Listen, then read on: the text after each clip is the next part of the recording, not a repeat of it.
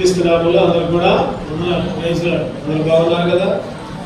దేవుని రెక్కల కింద మనంతా కూడా దేవుని కాపుదల, దేవుని కృప వల్ల మనందరం కూడా మరొకసారి దేవుని మందిరంలో చేరి దేవుని స్తుతించడానికి, దేవుని గణపరచడానికి దేవుడు అవకాశం ఇచ్చాడు.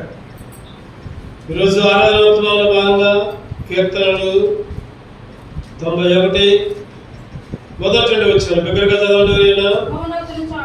మహోన్నతుని చాటున నివసించువాడే సర్వశక్తుని నీడను విశ్రమించువాడు. మహోన్నతుని చాటున నివసించువాడే సర్వశక్తుని నీడను విశ్రమించువాడు. ఆయనే నాకు ఆశ్రయము, నా కోట, నేను నమ్ముకున్న నా దేవుడని నేను యెహోవాను గురించి చెప్పుచున్నాను.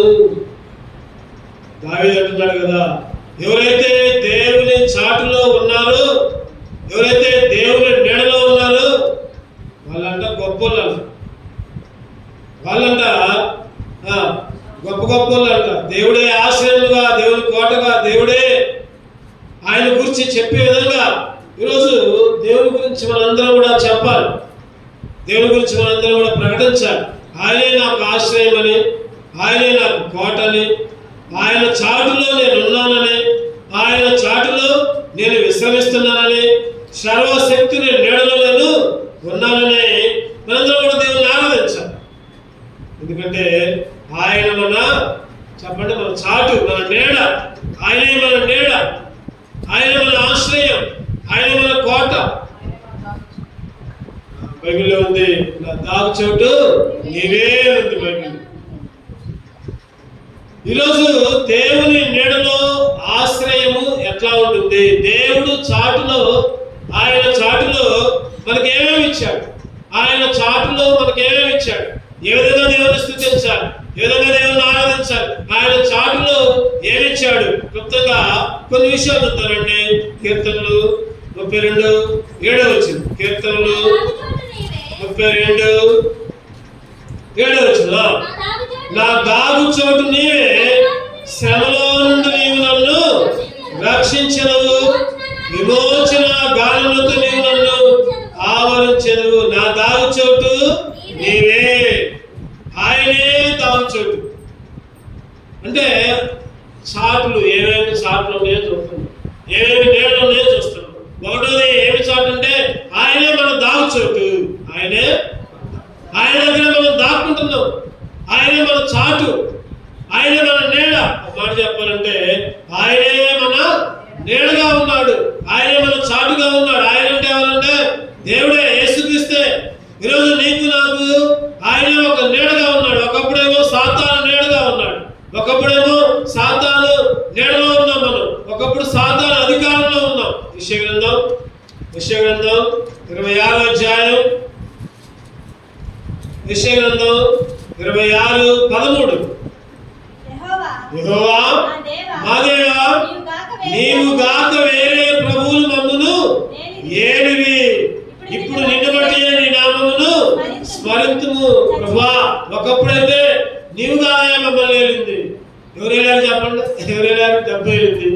ఇంకో మాట చెప్పాలంటే ఇల్లు వెళ్ళింది, లేకపోతే ఇంట్లో పనులు వెళ్ళింది, లేకపోతే సైతాలు వెళ్ళింది, లేకపోతే ఫంక్షన్లు వెళ్ళింది, లేకపోతే దేవుని మందిరం కంటే దేవుని ఎక్కువగా ప్రేమిస్తే అదే మనల్ని వెళ్ళింది. వాళ్ళు చెప్పినట్టు అది చెప్పినట్టు చేసినాం మనం. ఎందుకంటే ఒకప్పుడు దేవుడు మనల్ని ఏలితే దేవుని సన్నిధిలో కనపడతాం, మనం దేవుని మందిరంలో కనపడతాం. దేవుడు మనల్ని ఏలకపోతే, సైతాను మనల్ని ఏలితే దేవుని మందిరంలోకి రాము. ఒకప్పుడైతే అక్కడ క్లియర్ గా రాయబడింది ఏమనంటే, ప్రభువా నా దేవా, నీవు కాక వేరే ప్రభువులు మమ్మును ఏలివి. దేవుడు కాదంటే ఏలింది మనం. ఒకప్పుడు దేవుడు కాదని వేరే ప్రభువులు, వేరే లోకం, లేకపోతే వేరే పనులు, లేకపోతే వేరే సంబంధం, రకరకాలుగా దేవుని మందిరానికి రాకుండా ఏదైతే ఆటంగా ఉందో అదే ప్రభు మనకి. దేవుని మందిరంలో గడపకుండా ఏదైతే ఆటంకంగా ఉందో అదే మనల్ని ఏలింది ఒకప్పుడైతే. కానీ ఇప్పుడైతే నువ్వే ఏలావు కాబట్టి నీ మందిరంలోకి వచ్చావయ్యా, నువ్వే ఏలావు కాబట్టి, నువ్వే దాగు చోటుగా ఉన్నావు కాబట్టి, ప్రభా నువ్వే నీడగా ఉన్నావు కాబట్టి నీ దగ్గరకు వచ్చావు. ఒకప్పుడైతే నువ్వు నేను చీకట్లో ఉన్నావు, సైతాన్ అయితే ఎట్లా ఉంటుంది చెప్పండి? చీకటి. సైతాన్ చీకటి సంబంధం, అపవాది చీకటి సంబంధం, చీకటోడు. మరి చీకటోడు కింద ఉన్నాము, చీకటిలో మనం కూడా చీకటి సంబంధం. దొంగోడు ఏం చేస్తాడు? చీకటి కావాలా వెలుగు కావాలా? దొంగోడికి వాడికి చీకటే కావాలి, చీకటే కావాలి.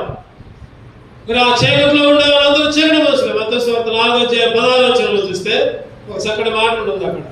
మత్తయి సువార్త 4:16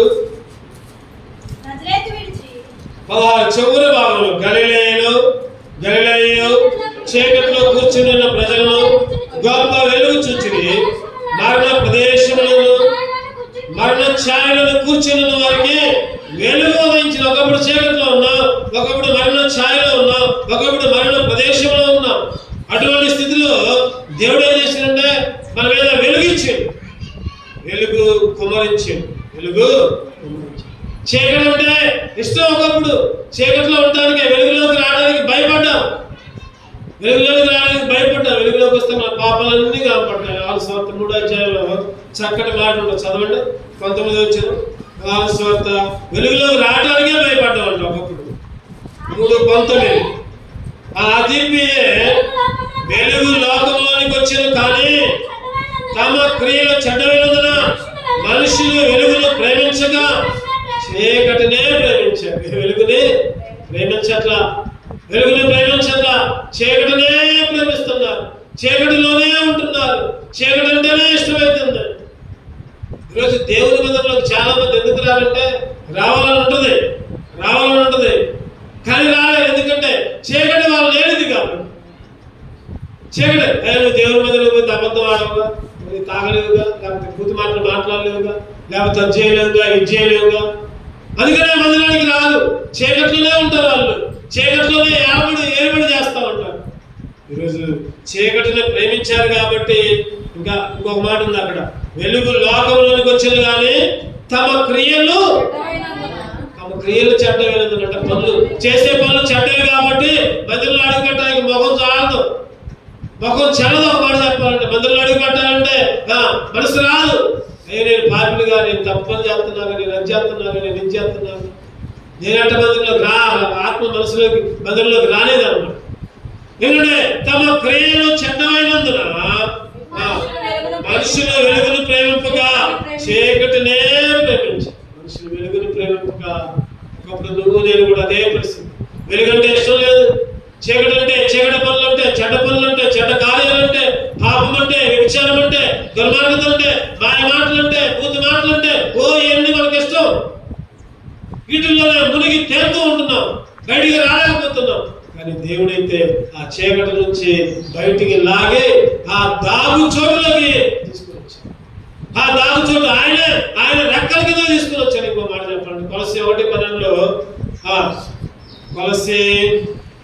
కొలస్సీలకు రాసిన పత్రిక 1:12 చివరిలో ఉంటుంది ఒక మాట, తేజోవాసులైన పరిశుద్ధుల శ్వాసములు పాలువారు మగుటకు మనను పాత్రులుగా చేశాడు.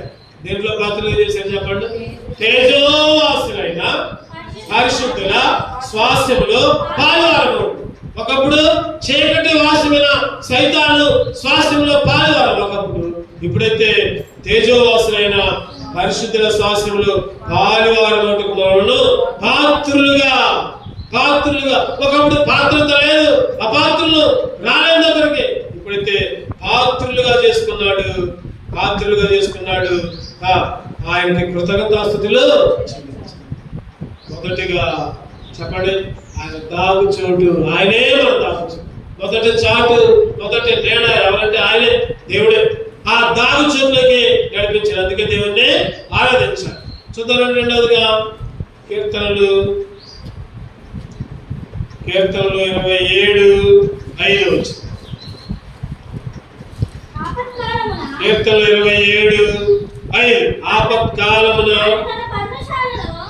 ఆయన తన పర్ణశాలలో నన్ను దాచును. ఆపత్కాలమున ఆయన తన పర్ణశాలలో నన్ను దాచును, తన గుడారపు మాటను నన్ను. ఎక్కడంట చెప్పండి? పర్ణశాల, గుడారం. చెప్పండి, ఏంటిది పర్ణశాల? పర్ణశాల అంటే ఏంటి? గుడారం అంటే ఏంటి? చెప్పాలి మీరే. దేవుని మందిరమే. ఆయన మందిరమే పర్ణశాల, ఆయన మందిరమే ఒక గుడారం. ఆపత్కాలం అంటే ఏంటి? ఆపద వచ్చింది. ఆపత్కాలం అంటే ఆపత్కాలంలో ఆయనను తన పర్ణశాలలో దాచును, తన గుడారపు మాట నన్ను దాచును. రెండవదిగా ఎక్కడ దాస్తున్నాడు? ఎక్కడ చాటు అంటే మొదటిగా ఏమో ఆయనే ఒక చాటుగా ఉన్నాడు. రెండవదిగా ఆయన పర్ణశాల అంటే దేవుని మందిరమే. దేవుని మందిరమే. ఒకప్పుడు దేవుని మందిరానికి వెలంలో ఉన్నాం మనం, ఒకప్పుడు దేవుని మందిరానికి దూరంగా ఉన్నాం. ఇప్పుడు ఆ పర్ణశాలలోకి, ఆ గుడారంలోకి తీసుకుని వచ్చాడు దేవుడు. ఒక ఆయన వెలపడే ఉన్నాడు, లోపలికి రావడానికి కాళ్ళు కుంటోడు, పుట్టుకుంటోడు లోపలికి రావడానికి కాళ్ళు బయటని ఆడుకుంటూ ఉన్నాడు. పేతురు వాళ్ళు వచ్చారు. ఏం చేశారు చెప్పండి? ప్రార్థన చేసి లేచినాడు. వాడు అనుకున్నాడు కదా, అబ్బాయి వస్తున్నారు, నాకు ఏదైనా బంగారం ఇస్తారు, వెండి ఇస్తారు, లేకపోతే డబ్బులు ఇస్తారు అనుకున్నాడు. వాడు పై నుంచి కింద వస్తుందంట. అబ్బాయి ఏదో నిత్య బాగనుకోండి. వీళ్ళు ఏమన్నారు? మేము అవి మా దగ్గర డబ్బులేమి, మా దగ్గర బంగారం లేదు, వెండి లేదు, లేదా ఇంకేది లేదు, యేసు నామంలో లేచిందంట, నడిచిందంట. ఎక్కడ పోయాడు చెప్పండి? వెంటనే ఆ శృంగారపు దేవాలయంలో, అపొస్తలుల కార్యాలు ఎన్నో అధ్యాయం అది చదవడమాట? 3వ అధ్యాయం. అపొస్తలుల కార్యాలు 3వ అధ్యాయంలో చక్కటి మాట రాయబడుతున్నారు. 8వ వచనం, వాడు దిగ్గున లేచి నిలిచి నడుచుచు గంతులు వేయచ్చు, దేవుని స్తుతించు, వారితో కూడా దేవాలయంలోనికి వెళ్ళాడు. దేవాలయమే పర్ణశాల. ఆ గుడారం, ఆ పర్ణశాలలోకి దేవుడు నిన్ను కూడా నడిపించాడు. ఆయన గుడారంలోకి నడిపించాడు. అందుకే దేవుని స్తుతించాడు, అందుకే దేవుణ్ణి ఆరాధించాడు. ఈరోజు నువ్వు నేను కూడా పాపంలోనే పుట్టాం, పాపంలోనే పెరిగాం, పాపంలోనే జయించాం, పాపంలోనే జీవిస్తూ ఉంటున్నాం. అందుకే దావీదు గారు అంటారు, నేను పాపంలోనే నా తల్లి నన్ను గర్భం ధరించింది. 51వ కీర్తనలో 5వ వచనం అనుకోండి. నేను పాపంలో పుట్టినవాడు, పాపంలోనే నా తల్లి నన్ను గర్భమును ధరించను. ఈరోజు నువ్వు నేను కూడా పాపంలోనే పుట్టావు. దేవాలయానికి వెలుపల, పర్ణశాలకు వెలుపల, గుడారానికి వెలుపల ఒకప్పుడు లోపలికి రావడానికి ధైర్యం లేదు. కానీ ఇప్పుడైతే ఆయన మనల్ని ఏం చేశాడు చెప్పండి? ఏం చేశాడు? పర్ణశాలలోకి నడిపించాడు. పర్ణశాలలోకి, ఆయన గుడారంలోకి. ఈరోజు దేవుని ఆరాధించాలందుకే దేవుని స్తుతించాలి. అయ్యా, ఒకప్పుడు దూరస్తుడనే నన్ను సమీపస్తుడిగా మార్చాడు ప్రభా. ఒకప్పుడు చీకట్లో ఉన్నాను ఆయన ప్రభా, నీ గుడారంలోకి, నీ దగ్గరికి నడిపించావు. నువ్వే ఒక చాటుగా ఉన్నావు. మొదటిగా ఆయనే మనకు చాటు. రెండవదిగా చెప్పండి, ఆయన మందిరమే మనకి. మొదటిగా ఆయనే మనకు నీడ. రెండవదిగా ఆయన మందిరమే, ఆయన గుడారమే మనకి నీడ. మూడవదిగా చూద్దారండి. మూడవదిగా కీర్తనలు 61:4. కీర్తనలు 61:4. యుగ యుగములు నేను నీ గుడారంలో నివసించను, నీ రెక్కల చాటున దాగుకొందును. ఏ చాటు అంటే ఈసారి? రెక్కల చాటు. మొదటిదే చాటు, ఆయనే మనకు చాటు. రెండవది చాటు, ఆయన మందిరమే పర్ణశాల చాటు. మూడవదిగా ఆయన చాటు, ఆయన రెక్కలే మనకు చాటు. ఈరోజు మన అంశం ఏంటంటే మహోన్నతుని చాటు. చెప్పండి, అందరూ చెప్పండి. మహోన్నతుని చాటు. మహోన్నతుని చాటున ఏమేమి చాటులు ఇచ్చాడు మనకి, ఏమేమి నీడలు ఇచ్చాడు. మొదటిగా ఆయనే మనకు చాటుగా ఉన్నాడు, ఆయనే మనకు నీడగా ఉన్నాడు. రెండవదిగా ఆయన పర్ణశాల అంటే ఆయన మందిరమే మనకు చాటుగా ఉంది. మూడవదిగా చెప్పండి, మూడవదిగా ఆయన రెక్కల చాటు. ఆయన రెక్కల చాటు. ఆయన రెక్కల చాటులో ఒకప్పుడు సైతాను రెక్కల చాటులో ఉన్నాం. ఒకప్పుడు చెట్టు నీడలో ఉండాల్సిన మనం ముళ్ళ కంచె నీడలో ఉన్నాం. ఒక మాట చెప్పాలండి, ముళ్ళ చెట్టు నీడలో ఉన్నాం. ముళ్ళ చెట్టుకి ఆమె నీడ వచ్చిందా? మనం అనుకుంటాం కదా, ఒక 10 నీడలు అనుకుంటాం కదా, ఆ నీడే రాదు. ఆ నీడ న్యాయాధిపతుల్లో మాట ఉండదు. చదవడం మాట 9వ అధ్యాయం 15 వచ్చింది. న్యాయాధిపతులు 9:15. ముళ్ళ పొద మీరు నిజముగా నన్ను మీ మీద రాజుగా నియమించుకున్న కోరిన ఎడల రండి, నా నీడను ఆశ్రయించుడి, లేదా అగ్ని నాలో బయలుదేరి లెబానోను దేవదారు చెట్లను కాల్చివేయగానే చెట్లతో చెప్పిన ఈ చెట్లన్నీ అంట, ఇక్కడ చెట్లు ఈ అధ్యాయంలో చాలా చెట్లు ఉన్నాయి, ఈ చెట్లన్నీ అంట ముళ్ళ చెట్టు దగ్గర పోయి నువ్వే మాకు రాజుగా ఉండాలి అంట. వీటికి సిగ్గు లేదు, దానికి సిగ్గు లేదు. చెప్పండి, ఈ చెట్లన్నీ అసలు ముళ్ళ చెట్టు దగ్గర పోతాయి? ఏమన్నా ముళ్ళ చెట్టు దగ్గర ఏమన్నా నేడు ఉంటుందా? మా మీద రాజుగా ఉన్నాయా? రాజుగా ఉండే వాళ్ళు ఒక లక్షణాలు కలిగి ఉండాలి. దేవుడిగా ఉండే వాళ్ళు కొన్ని లక్షణాలు కలిగి ఉండాలి. దేవుడిగా ఉండే వాళ్ళు మనలాగా పుడితే దేవుడు కాదు కదా, మనలాగా జీవిస్తే దేవుడు కాదు కదా, మనలాగా చచ్చిపోయి సమాధిలో ఉంటే దేవుడు కాదు కదా. అయినా కానీ చెప్పండి, అటువంటి వాటినే మొక్కుతున్నాం, అటువంటి వాటినే పూజ చేస్తున్నాం, అటువంటి వాటికే ఆరాధన చేస్తున్నాం.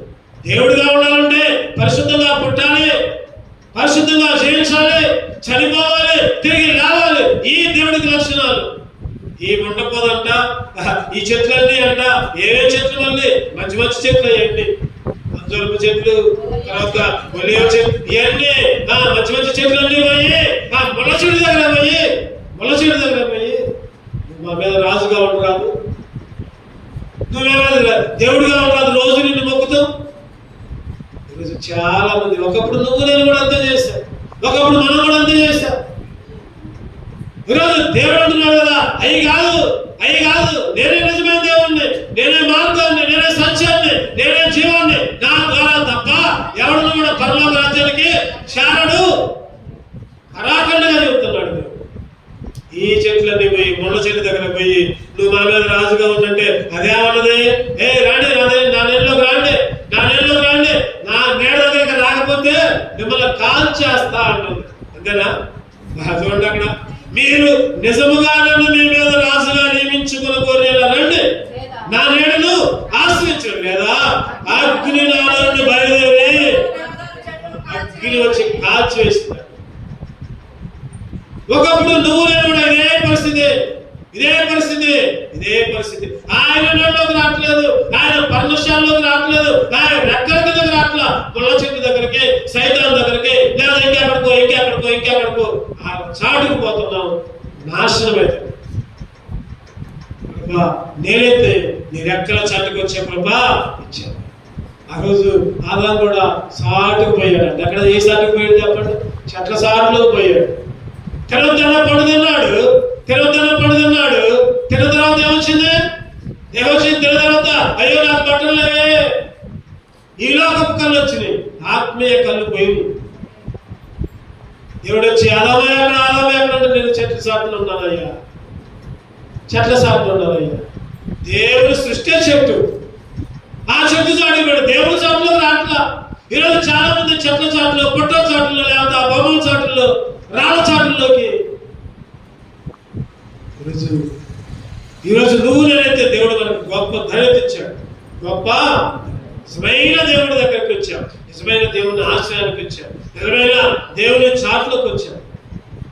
ఆయన రెక్కల కింద కోడి తన పిల్లల్ని ఏ విధంగా రెక్కల కింద భద్రపరుస్తుందో చెప్పండి, ఆయన మనల్ని భద్రపరుస్తారు. 91 కీర్తన 4 వచ్చిందా? 91:4 కీర్తనలు, ఆయన తన రెక్కల కప్పును, ఆయన రెక్కల కింద నీకు ఆశ్రయం. ఒకప్పుడు ఏ రెక్కల కిందకో పోయాం, మనుషుల రెక్కల కింద పోయాం, ఇంకెక్కడికో పోయాం, దేవుని రెక్కల కిందకు రావట్లా.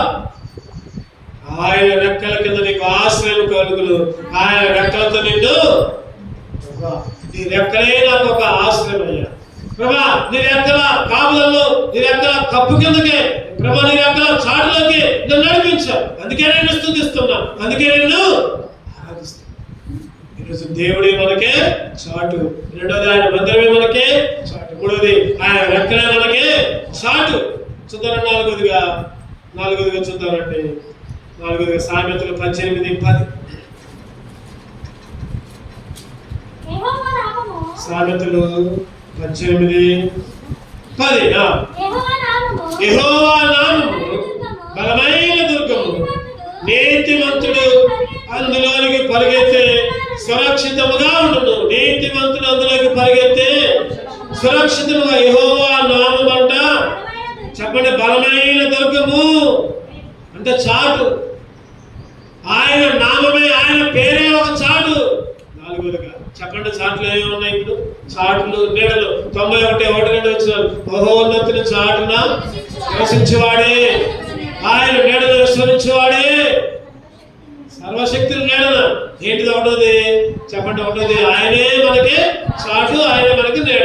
రెండవది ఆయన పర్ణశాల అంటే ఆయన గుడాలం అంటే ఆయన మందిరమే, ఆయన మందిరమే చాటు, ఆయన మందిరమే ఒక నీడ. మూడవది ఆయన రెక్కలే ఒక చాటు, ఆయన రెక్కలే ఒక నీడ. నాలుగవది ఆయన నామమే, యేసుక్రీస్తు అనే పేరే. నామం అంటే ఏంటి? నామం అంటే హిందీలో నుంచి వచ్చింది ఈ మాట. హిందీలో పేరుని ఏమంటారంటే నామం అంటారు, క్యా నామయ్య అంటారు. నామం, ఆ నామంలో నుంచి నామము వచ్చింది. నామం అంటే పేరు.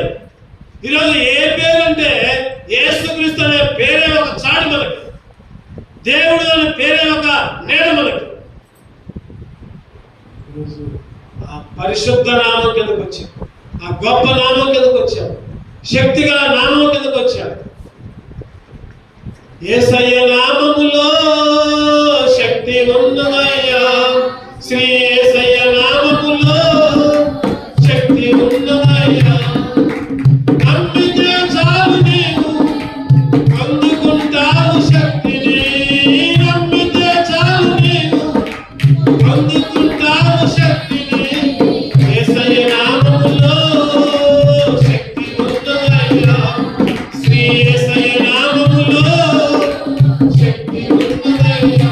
యేసుక్రీస్తు నామం చాలు, యేసుక్రీస్తు అని తలుచుకుంటే చాలు. ఈరోజు యేసుక్రీస్తుని తలుచుకుంటే చాలు. ఆ నామములోనే చెప్పండి ఏముంది? చాటు. ఆయన నామమే ఒక బలమైన దుర్గము, ఆయన నామమే ఒక బలమైన దుర్గం. ఆయన నామే నిన్ను ఉద్ధరించింది, ఆయన నామే ఉద్ధరించినాం. చెప్పండి ఏ నామం అది? ఉద్ధరించే నామం, బలమైన దుర్గం. యేసుక్రీస్తు అనే పేరే పరిశుద్ధమైన నామం. 105 కీర్తన చదవండి ఒక మాట. 105 కీర్తనలు 105 3వ వచనం చదవండి. ఆయన పరిశుద్ధ నామం బట్టి అతిశయించుడి. ఏ నామం అంటారండి? పరిశుద్ధ. ఆయన పరిశుద్ధ నామం బట్టి ఈ లోకంలో ఎవరికి లేదు పరిశుద్ధ నామం. ఒకే ఒక్కడు, ఆయనే యేసుక్రీస్తు. ఆయన పరిశుద్ధుడు, ఆయన పరిశుద్ధుడు. దూతలంట, కెరూబులంట, సెరూబులంట, ఎన్నో ఆయన పరిశుద్ధుడు అని పొగడుతున్నాయండి. ఆయన వేల కోట్ల ప్రతిగానాలు. ఆయన నామము ఎటువంటి నామం అంటే పరిశుద్ధమైన నామం, సర్వశక్తి గల నామం. ఆయన నామమే గొప్పమైన సర్వశక్తి గల. ఈరోజు దేవుని నామంలో ఎన్నో అద్భుతాలు, ఎన్నో ఆశ్చర్యకార్యాలు, ఎన్నో సూచక్రియలు. ఈరోజు మనకి రకరకాల జబ్బులు ఉంటాయి. చెప్పండి ఏమేమి జబ్బులు ఉంటాయి? జబ్బుల పేర్లు చెప్పండి. షుగరు అదొక జబ్బు, బీపీ అదొక జబ్బు, ఇంకా క్యాన్సర్, భయంకరమైన జబ్బులు. క్యాన్సర్, లేదా నరాల బలహీనత, ఊపిరితిత్తుల సమస్య, గుండె జబ్బులు. ఒక్కొక్క దానికి ఒక్కొక్క పేరు ఉంది, ఉందా లేదా? ఒక్కొక్క జబ్బుకి ఒక్కొక్క పేరు ఉంది. ఇక ఈ పేర్లన్నిటికంటే ఉన్నతమైన పేరు ఏంటంటే యేసుక్రీస్తు నామం. ఇక ఈ పేర్లన్నీ, ఈ జబ్బులన్నీ ఆ నామము కింద తెగ తుడిపే. ఆ నామం పేరు చెబితే ఇవన్నీ వణుకుతూ ఉంటాయి. 38 సంవత్సరాల నుంచి ఒక ఆయన ఎక్కడ ఉన్నాడు చెప్పండి? 38 సంవత్సరాల నుంచి ఒక ఆయన ఎక్కడ ఉన్నాడు? కోనేడు దగ్గర. యేసుక్రీస్తు వయసు ఎంత? ఈ లోకంలో జీవించినప్పుడు 33 సంవత్సరాలు. అంటే యేసుక్రీస్తు పుట్టక ముందు నుంచి ఆ కోనేరు దగ్గర పడుముడు. అంటే యేసుక్రీస్తు కంటే ఆ రోగం పెద్ద రోగంతో ఉన్నాడు ఆయన.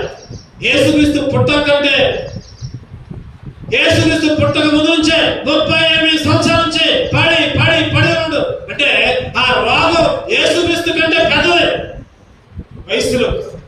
దేంట్లో చెప్పడం పెద్దది వయసు.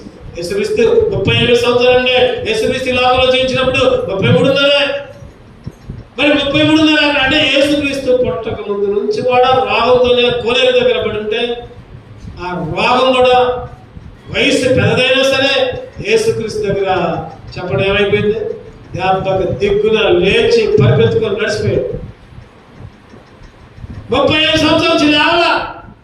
ఈరోజు నీకున్న టీవీ కానీ, నీకున్న షుగర్ కానీ, నీకున్న ఏదైనా ఏ బాధ ఏ రోగమైనా, తలనొప్పి కాళ్ళ నొప్పుల ఏ రోగమైనా అన్నిటికంటే పేదనామో ఏసునామంలో అవన్నీ కూడా స్వస్థపడు గాక.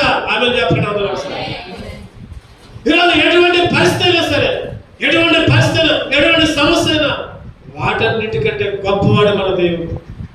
అందుకనే యేసు నామం దగ్గరికి ఒక బలమైన దుర్గముగా, యేసయ్య నామే ఒక బలమైన దుర్గముగా నీకు నాకు ఉన్నది. ఒకసారి ఆలోచిస్తే ఆయన రోగాలు ఆయన పుట్టక ముందు నుంచి ఉన్నాయి.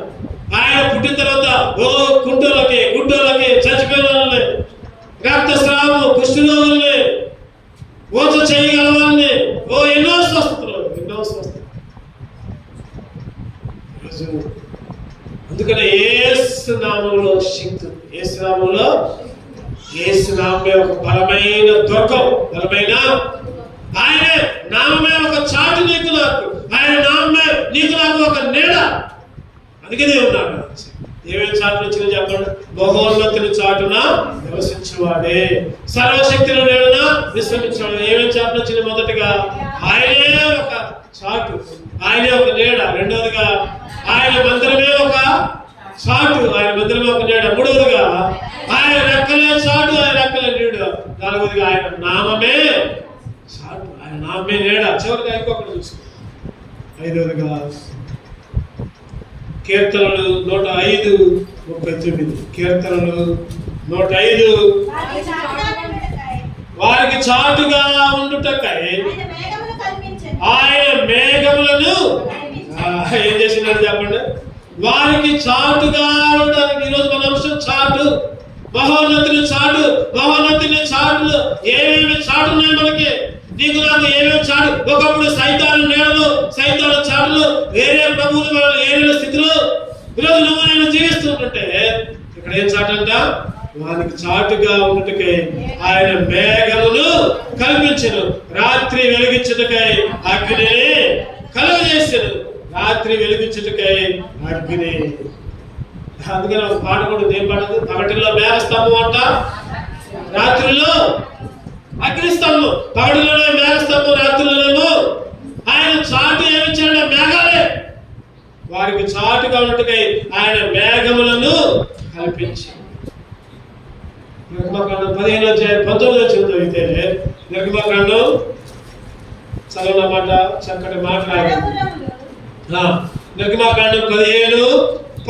ఫరో గుర్రములు, అతని రథములు, అతని రౌతులను సముద్రంలో దగ్గ యెహోవా వారి మీదకి సముద్ర జలములను మళ్లించును. అయితే ఇశ్రాయేలు సముద్రం మధ్యలో ఆరిన నేల మీద. దేవుడే సాటుగా ఉన్నాడు. వాళ్ళేమో హాయిగా నడిచిపోయారు, వీళ్ళేమో చెప్పండి, వీళ్ళేమో సముద్ర జలాల్లో కొట్టుకొని పోయారు అన్నమాట. సముద్ర జలాల్లో కొట్టుకొని పోయారు. అందుకని దేవుని స్తుతించుకోవాలి, దేవుని ఆలోచించుకోవాలి. ప్రభా, వాళ్ళకి మాకు ఒక చాటు ఇచ్చావయ్యా, ఒక చాటు ఇచ్చావు. మాకేమో 6 నెలలు ఇచ్చావు, వాళ్ళకేమో నీళ్ళు ఇచ్చావు. ఆ నీళ్ళలో రౌతులు, మరో రథాలు, గుర్రాలు అన్ని కొట్టుకొని పోయావు. ఈరోజు మేఘాలని, అందుకనే నిర్గమకాండం 13వ అధ్యాయం ఒక మాట ఉంటుంది, 21వ వచనం. వారు పగలు రాత్రి ప్రయాణము చేయనట్లుగా యెహోవా త్రోవలో నడిపించుటకై పగటి వేళ మేఘస్తంభంలోను వారికి వెలిగించుటకు రాత్రి వేళ అగ్ని స్తంభంలోను ఉండి వారికి ముందుగా నడుచుచూ వచ్చాడు.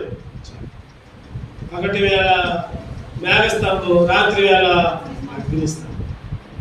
ఆయన మేఘాలను చాటుగా ఉంచాడు. ఆయన సమర్థుడు, దేనికైనా ఆయన ఏమైనా చెప్పండి, ఏమైనా చేయగలడు ఆయన, ఏదైనా చేయగలడు. మేఘాలు ఉంటాయి, లేకపోతే అగ్నిస్తంభం ఉంటుంది, లేకపోతే రాళ్ళే ఉంటాయి, లేకపోతే ఇంకా ఎరుకో చుట్టూ యుద్ధం చేసేటప్పుడు ఏం చేశారు వాళ్ళు? ఒక రాయి పట్టుకోవాలా, ఒక బాణం పట్టుకోవాలా, ఒక సుత్తి పట్టుకోవాలా, ఒక కత్తి పట్టుకోవాలా. దేవుని స్తుతిస్తూనే యుద్ధం చేశారు. దేవుని స్తుతిస్తేనే ఆ గోడలు కూలిపోయాయి. ఆయన ఏదైనా చేయగలడు.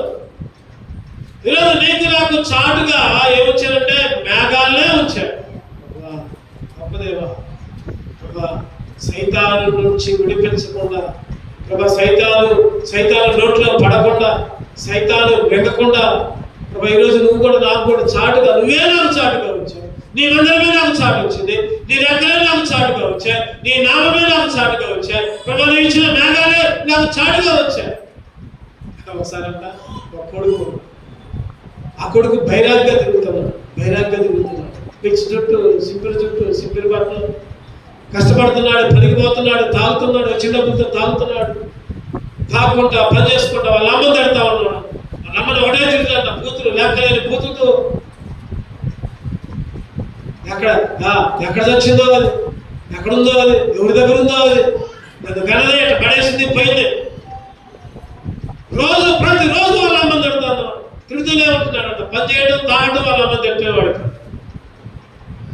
అటువంటి స్థితిలో ఒకసారి ఒకరికి మీద ఒక తాత కూర్చొని తాత దగ్గర చూశాడు. ఎందుకులా పిచ్చోళ్ళు నాకు రోజు మీ అమ్మని తిడతావు, ఏందిరా మీ అమ్మ ఎక్కడ ఉంటుందిరా, ఏముంటుందిరా? పుట్టిన దగ్గర నుంచి మా అమ్మ నాకు కనపల్లా, అక్కడ అమ్మ గురించి అమ్మదు, దాని అంత సడన్ లేదు అసలు. అది ఎవరితో పోయింది, ఎక్కడికో పోయింది, ఏదో చేసింది. ఈ తాతకి అర్థం కాదు.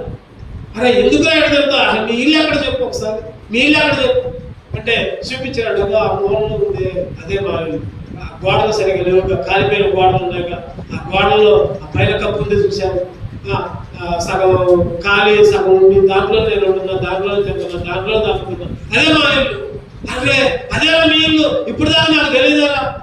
ఒరే ఆ గొప్ప తల్లి కడుపులో నువ్వు పుట్టింది, ఆ మహాతల్లి కడుపులో నువ్వు పుట్టింది, ఇప్పుడు దాకా మాకు తెలియదు. వేచి ముసలోడా, ఏంటంటే కలి పడేస్తే ఆవిడ గొప్పతనం ఉన్నావు, మహాతల్లి ఉన్నావు అని పిచ్చోడా, నీకు తెలియదురా.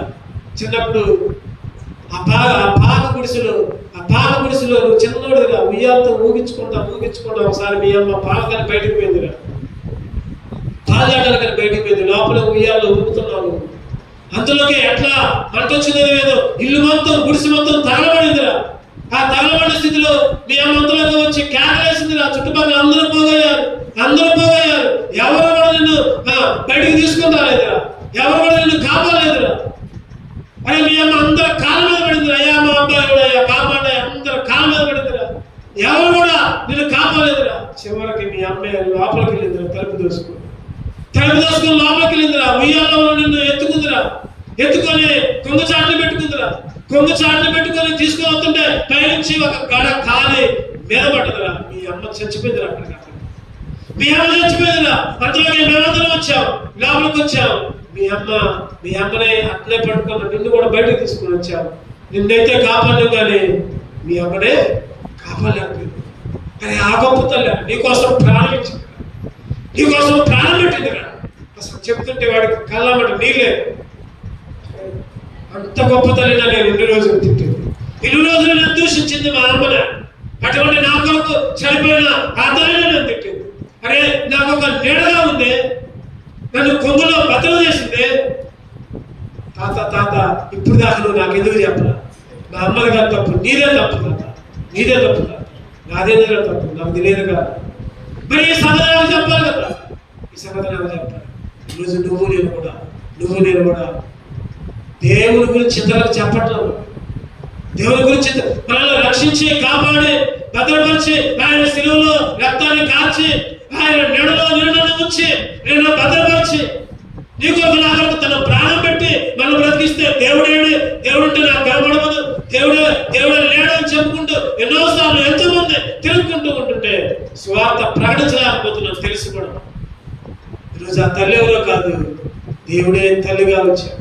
ఈరోజు యేసుక్రీస్తే ఒక తల్లిగా తండ్రిగా ఆయన రక్త చాటులో నిన్ను భద్రపరిచాడు. నిన్ను సాగకుండా మరణంలోకి పోకుండా ప్రాణం పెట్టాడు. ఆ కుర్రవాడు ఎవరో కాదు, చెప్పండి. ఆ కుర్రవాడు ఎవరు? నువ్వు నేను. మనమే దేవుడు చేసిన మేలు మర్చి, దేవుని దూషించుకుంటూ, దేవుని తిట్టుకుంటూ ఈరోజు తిరుగుతా ఉన్నాం. దేవుని ఘనకార్యాలు మన కుటుంబంలో, మన పిల్లల్లో, మన వ్యక్తిగతంగా ఎన్నో ఘనకార్యాలు చేస్తున్నాయి. అన్ని మర్చిపోయి దేవునికి వ్యతిరేకంగా, దేవునికి దూరంగా జీవించుకుంటాం, దేవుని దూషించుకుంటా ఉంటాం. ఆ కుర్రవాళ్ళ ఈరోజు దేవుడే ఒక నీడ, అందుకని సర్వశక్తిని నీడన విశ్రమించేవాడు ధన్యుడు. ఈరోజు ఆయన నీడలోకి వచ్చాం. ఆ తల్లి చనిపోయింది కానీ చెప్పండి, ఆ పిల్లవాడిని గట్టిగా పట్టు, పిల్లవాడి మీద ఒక్క నిప్పురవ లేకుండా తన ప్రాణం ఇచ్చింది. ఈరోజు దేవుడు యేసుక్రీస్తు నీ కొరకు, నా కొరకు ఒక్క రక్తపు బొట్టు కూడా ఆఖరి బొట్టుదా నీ కొరకు, నా కొరకు ప్రాణం పెట్టు. ఆయన ప్రేమను వర్ణించగలమా? ఈరోజు ఆ ప్రేమను కలిసి నువ్వు నేను వెచ్చవిడిగా జీవించు. దేవుడు అంటే భయం లేకుండా, దేవుని భయం లేకుండా, దేవుని మర్చి, దేవుని దూషించుకుంటూ, దేవునికి దూరంగా వేరే ప్రభువులు ఏమే స్థితిలో పడతాం. నిశ్చయగ్రంథం చదువుకున్నమాట. నిశ్చయగ్రంథం ఒకప్పుడు నీది నాడు కూడా 26 అధ్యాయం 11 వచ్చి. నిశ్చయగ్రంథం 26. యెహోవా మా దేవా, నీవుగాక వేరు ప్రభువులు మమ్మను ఏలిరి. ఒకప్పుడు సైతాన్ ఏలుబడులు, ఒకప్పుడు లోకపు ఏలుబడులు, ఒకప్పుడు ఈ ఫంక్షన్ల ఏలుబడులు, డబ్బు ఏలుబడులు, ఉద్యోగాల ఏలుబడులు, లేకపోతే పనుల ఏలుబడులు, లేకపోతే ఇంటి ఏలుబడులు, దేవుని మందిరాన్ని మర్చి దేవుని మందిరంలోకి రాకుండా రకరకాల ఏలుబడులు జీవించేవాళ్ళు. అటువంటి స్థితిలో ఉన్న నన్ను మహోన్నతుల చాటుకి, చదవమాట కూడా 91 వచ్చింది. మహోన్నతుల చాటును నివసించేవాడే, సర్వశక్తులు నేను విశ్రమించేవాడు. ఆయన నాకు ఆశ్రయం, నా కోట, నేను నమ్ముకొను. ఆయన చాటులోకి, ఆయన నీడలోకి. చెప్పండి, 5 నీళ్ళు చూసుకున్నాం. 5 చాట్లు. ఒకటో చెప్పండి, ఆయనే మన చాటు, ఆయనే మన. రెండవదిగా ఆయన పర్ణశాల, ఆయన మందిరమే ఒక చాటు, ఆయన మందిరమే ఒక నీడ, ఆయన మందిరంలో తృప్తికరమైన ఆహారం, తృప్తికరమైన భోజనం, ఆయన మందిరంలో సంతోషించడం. అందుకనే దేవుడు అంటున్నాడు, దావీదు అంటున్నాడు, నీ మందిరావరణంలో దినము గడుపుట. ఈ దినాల కంటే ఈ లోపల భక్తిహీనుల దగ్గర ఎంతో నివసిస్తాం. భక్తిహీనులాతో నివసించుట కంటెను నీ మందిరావరణంలో ఒక్క దినము గడుపుట. భక్తిహీనులాతో నివసించుట కంటెను నీ మందిరావరణంలో ఒక్క దినము గడుపుట. 1000 దినాల కంటే శ్రేష్టమైనది, 1000 దినాల కంటే శ్రేష్టమైనది కానుకనైతిని నీ సన్నిధిలో, కానుకనైతిని నీ సన్నిధి. దేవునికి ఒక కానుక నువ్వు నేనే కాదు. దేవునికి మన జుట్టు అక్కర్లా, మన డబ్బులు అక్కర్లా, లేకపోతే మన ఆస్తులు అక్కర్లా. నువ్వు నేనే ఒక కానుకగా దేవునికి కావాలి. ఈరోజు దేవునికి ఒక కానుక మారాలి.